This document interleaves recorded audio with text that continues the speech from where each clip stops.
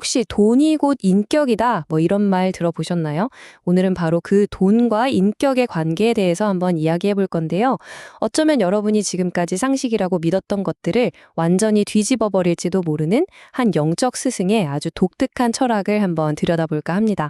돈과 빚에 대한 우리의 생각이 과연 어떻게 달라질 수 있을지 지금부터 한번 제대로 파고 들어보죠. 자, 모든 이야기는 바로 이 질문 하나에서 시작됩니다. 돈을 다루는 방식으로 그 사람의 인격을 판단할 수 있을까? 보통 우리는 그렇다고 생각하기 쉽죠.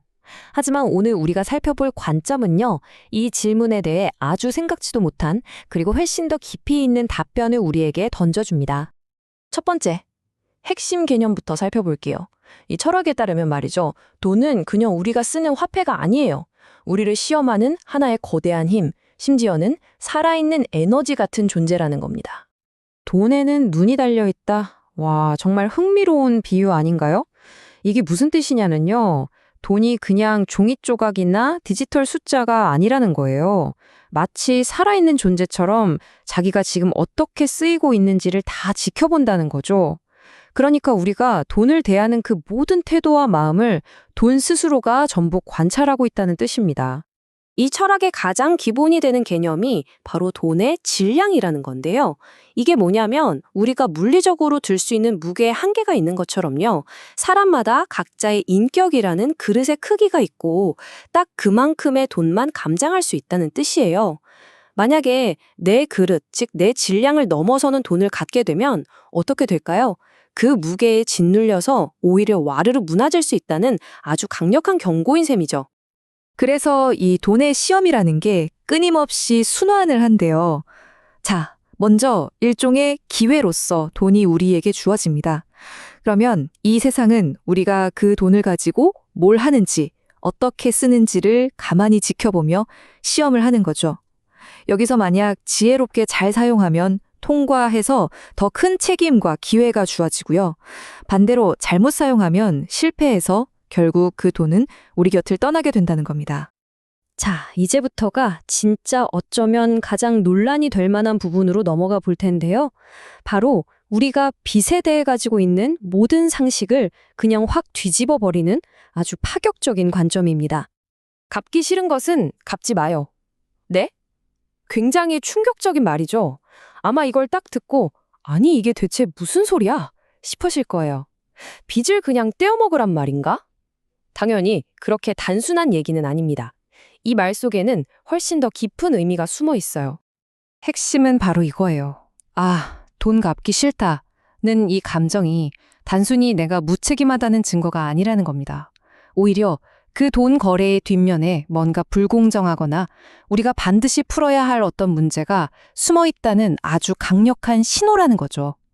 그러니까 무작정 갚지 말라는 게 아니라 그 불편한 감정이 어디서 오는지 그 근원을 먼저 깊이 들여다보라는 촉구인 셈입니다.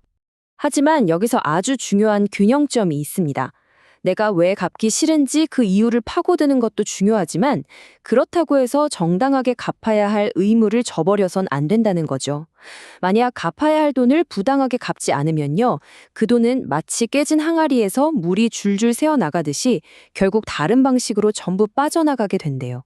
그리고 그 과정에서 가장 큰 손해를 보는 건 바로 나 자신, 내 인격의 질량만 깎아먹는 꼴이 된다는 겁니다. 그렇다면 다시 맨 처음 던졌던 질문으로 돌아와서요. 돈을 함부로 막 쓰는 사람들을 우리는 대체 어떻게 봐야 할까요? 이 철학은 여기에 대해서도 아주 명쾌한 답을 내놓습니다. 여기서 정말 생각의 전환이 필요합니다. 보통 우리는 돈 낭비하는 사람을 보면 혀를 차면서 비판부터 하잖아요. 하지만 이 철학은 딱 잘라 말합니다. 그건 그 사람의 공부거리일 뿐 당신의 일이 아니다 라고요. 오히려 우리가 남을 판단하고 비판하는 데 에너지를 쏟는 바로 그 순간 정작 나에게 와야 할 좋은 돈의 흐름이 딱 막혀버린다는 거예요. 놔두십시오. 그럴 이유가 있어서 그런 거니까. 이 말은 결국 타인의 삶에 대한 깊은 존중과 불간섭의 원칙을 담고 있는 거죠. 지금 내 눈에는 저 사람이 돈을 참 이상하게 쓰는 것처럼 보여도 그게 바로 그 사람에게 꼭 필요한 배움을 주기 위한 이 세상의 큰 그림일 수도 있다는 겁니다. 그러니까 우리가 섣불리 끼어들어서 판단할 필요가 전혀 없다는 뜻이죠. 결국에는요, 남의 돈 문제에 신경 쓰는 행위의 대가는 고스란히 나에게 돌아온다는 어떻게 보면 좀 무서운 경고이기도 합니다. 나의 에너지와 나에게 올 좋은 흐름을 지키고 싶다면 남의 숙제가 아니라 내 숙제에 집중하라는 아주 현실적인 조언인 셈이죠. 자, 그럼 마지막으로 이 철학이 제시하는 돈에 대한 궁극적인 관점은 무엇인지, 또 사회 속에서 우리는 돈을 어떻게 다뤄야 하는지에 대해 정리해 보겠습니다. 돈은 백성의 피다. 와, 이 한 문장이 돈의 사회적인 역할을 정말 강렬하게 보여주죠. 돈은 어느 한 사람의 소유물이 아니라는 거예요. 마치 우리 몸속의 피처럼 사회 전체를 끊임없이 돌면서 생명력을 불어넣는 에너지라는 뜻입니다.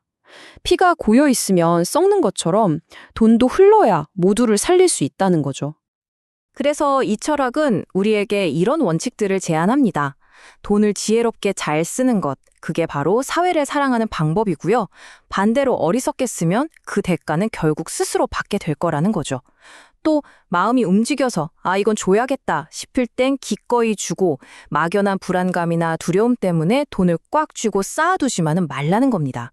결국 돈이 오고 가는 모든 순간을 배움의 기회로 삼으라는 것, 그게 핵심입니다. 오늘 이야기의 마무리는 이 질문을 여러분께 한번 던져보는 걸로 할까 합니다. 만약 돈에 정말로 생명이 있다면 지금 여러분의 곁을 스쳐 지나가고 있는 그 돈은 과연 당신에게 무엇을 가르치려고 하는 걸까요? 당신의 삶에 어떤 메시지를 던지고 있는 걸까요? 한 번쯤 깊이 생각해 볼 만한 질문인 것 같습니다.